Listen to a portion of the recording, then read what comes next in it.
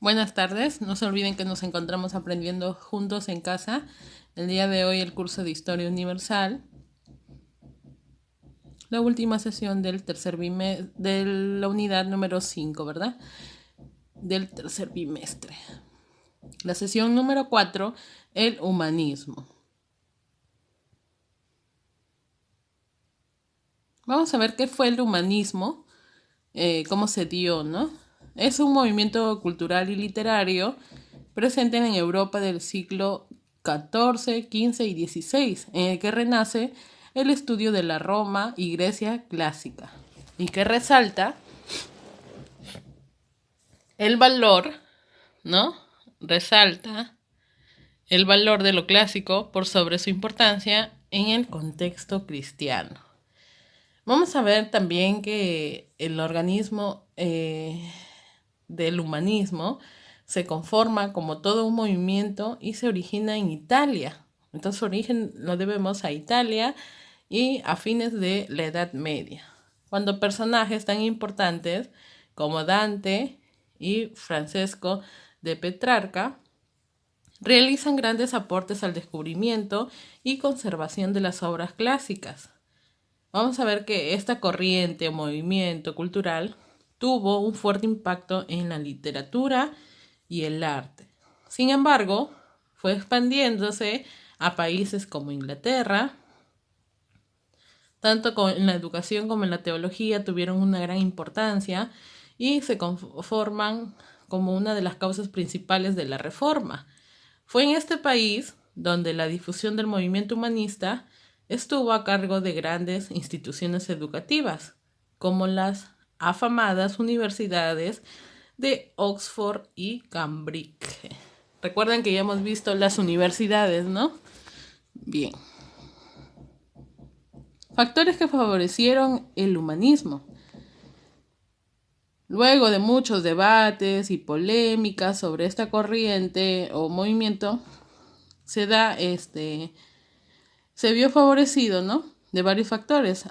A finales o a partir, ¿no? del siglo XV, vamos a ver que los factores fue la migración de sabios bizantinos. También tenemos la tecnificación de la imprenta, que fue el logro de Gutenberg. Permitió el abaratamiento del costo y difusión de aquellos libros, ¿no? La acción de los mecenas, que eran personas que con su protección política, con su aprecio por el saber antiguo, con su afán coleccionista o con la remuneración económica a los humanistas para que se establecieran, ¿no? y construyeran sus obras en la imprenta.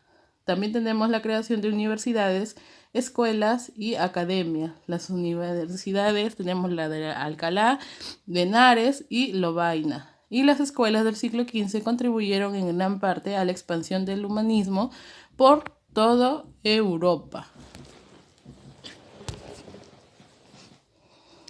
Luego vamos a ver las características de esta corriente o movimiento cultural. La libertad de pensamiento para desterrar el sentido dogmático en cosas e ideas. El gran amor a la naturaleza, a la que se consideraba fuente de investigación para el progreso de las ciencias. El cultivo de la inteligencia para ejercer el espíritu de crítica, análisis e interpretación. La tendencia al estudio de los idiomas clásicos, a los que se tiene como bases de las lenguas modernas. Nació una nueva concepción de la educación que debía ser mucho más que la adquisición de conocimientos. Las personas tenían que ser formadas en todos los aspectos, tanto intelectual, moral y físico. Acá encontramos las enseñanzas de Aristóteles o Platón, que fueron consideradas, ¿no? un modelo en la conducta social, político y religiosa. ¿Cuáles son los precursores del humanismo? Tenemos a Francesco de Petrarca, ¿no? Es aquel italiano, acá tenemos, oriundo de Arezzo, Toscana, fue autor del poema Canto a Laura, en la cual dedicó a su amada, ¿no? También escribió un poema África, donde canta las hazañas de Escipión de Africano. Luego tenemos a Giovanni Boccaccio, el italiano, de origen toscano, discípulo de Petrarca, escribió el Decamerón, conjunto de 100 cuentos de corte realista y en latín. También escribió la genealogía de los dioses. Y por último tenemos a Dante Alighieri. Fue el primero en situar a la antigüedad en el centro de la vida cultural. Su obra principal, ya como ustedes saben, ¿no?, en literatura, es la Divina Comedia. Una obra muy importantísima y muy reflexionista, ¿cierto? ¿Y cuáles son sus representantes? En Italia tenemos a Castiglione, que propone las cualidades que ha de reunir el hombre de la época en su obra El cortesano. Maquiavelo se le considera el fundador ideológico, ¿no?, el Estado moderno, y se le ha llamado, no sin razón, el primer clásico moderno en asuntos militares. En su obra El Príncipe aconseja cómo ha de actuar el hombre del Estado, el gobernante.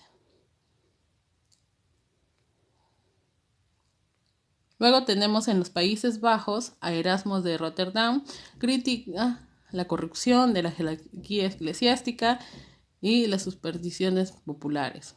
Es el principal representante del humanismo cristiano y tuvo mucha influencia en las reformas religiosas. Solo utilizó el latín en sus libros, y dentro de sus libros o las obras más importantes tenemos el Elogio de la Locura.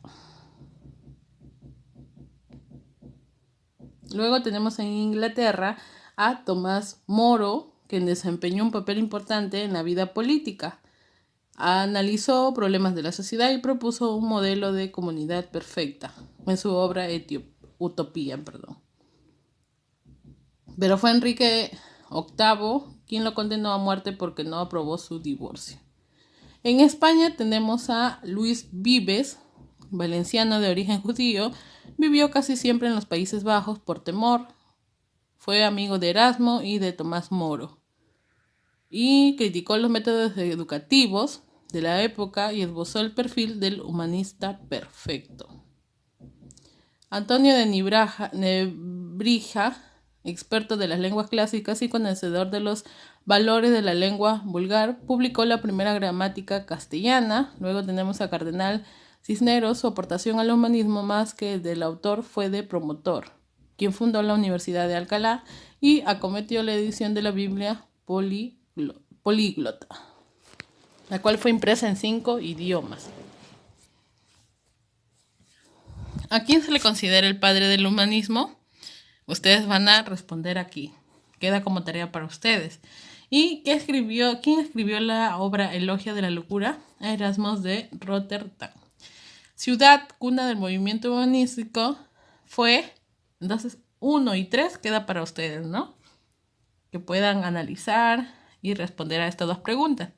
Y vamos a mencionar las 2 principales características del movimiento humanista, dentro de las cuales tenemos la libertad de pensamiento y el gran amor a la naturaleza. Luego tienen una lectura en la reseña del Elogio de la Locura, ¿no?, y en las cuales ustedes van a dar lectura y van a responder estas 3 preguntas. ¿De qué trata la obra? ¿Cuáles son las mejores armas que tiene la locura? Y la obra de Luciano Samosata, traducida por Erasmo. Bien, eso es todo. Muchas gracias. No se olviden de presentar todos sus trabajos.